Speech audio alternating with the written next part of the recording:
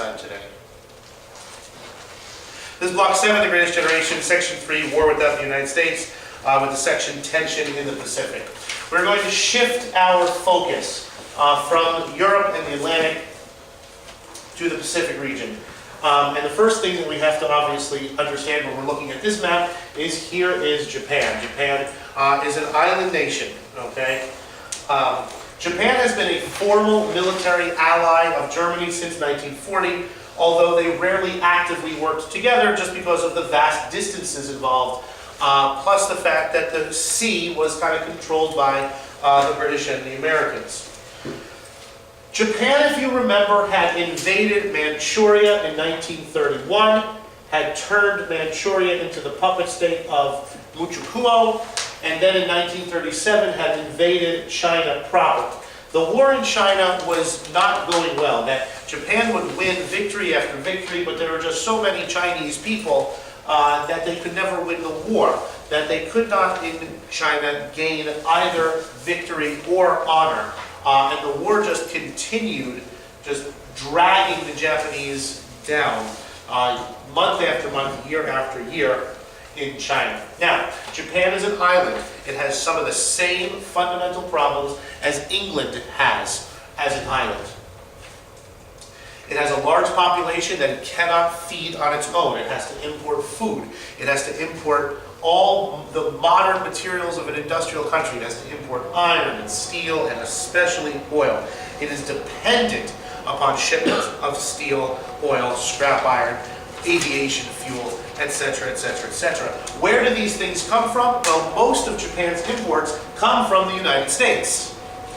So Japan, her economy is dependent on trade with the United States of America. Now, in the United States, trading with Japan starts to become politically unpopular. Mrs. Howdy, please call the main office. Mrs. Howdy, the main office.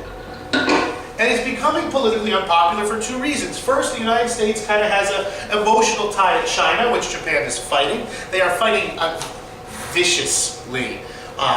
They use Chinese babies for bayonet practice. They burn people, execute people. It's not pleasant.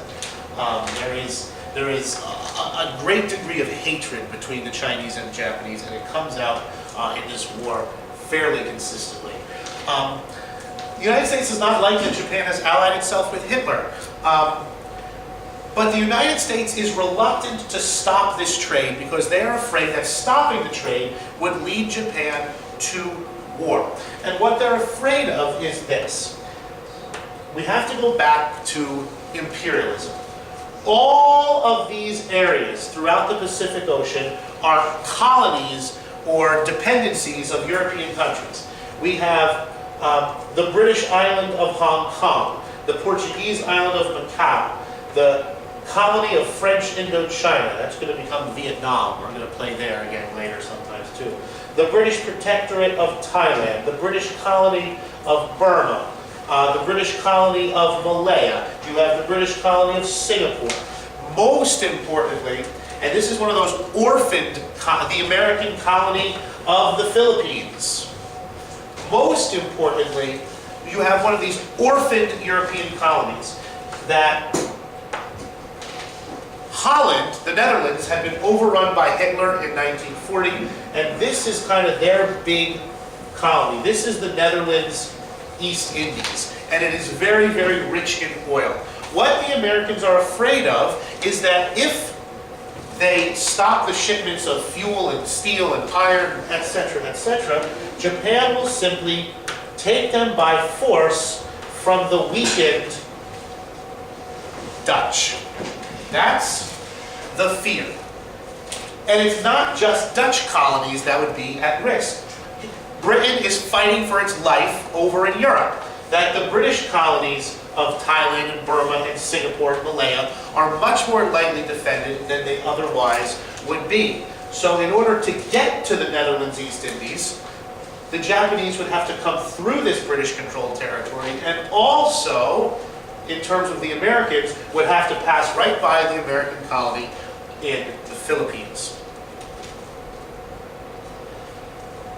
After a time, though, by 1940, the political pressure against Japan in the United States starts to ratchet up, and the United States places an embargo on the Japanese in late 1940. Freezing, an embargo is a cutting off of trade. It does not cut off all trade, it cuts off non-vital trade, and the message that's trying to be sent to Japan is change your behavior or we'll cut off more important things to you. In 1941, the embargo was extended to cover war materials. That in 1941, the United States cut off its trade with Japan in oil, scrap iron, steel, and things that were necessary for a modern industrial country to go to war. Then the United States takes the next step of freezing all Japanese assets in the United States. Japanese accounts in the United States were cut off, Japanese lines of credit in the United States were cut off, and they could no longer retrieve those lines of credit. You add those two things together, the asset freeze and the embargo, and the United States has placed Japan in an impossible situation. That without the United States trade, Japan's economy will seize up within 2 years. That the Japanese have enough oil stockpiled to last 24 months. And after that, they will either have to go hand in hand to the United States or take the oil by force. And the embargo forced a decision. Now, the United States had one major condition. The United States said to Japan, look, embargo comes off if you only just pull your troops out of China. Leave China, and the embargo's off, we'll continue trading, we go to the negotiating table.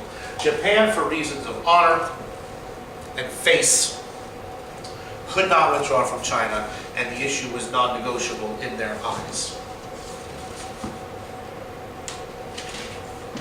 That left only one possible choice.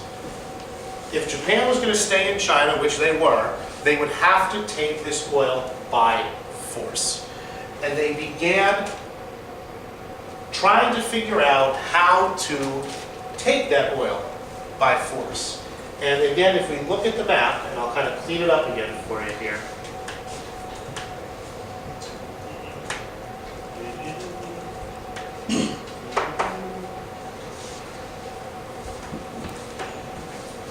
What Japan is after is the oil. What Japan is after is the oil of the Dutch East Indies.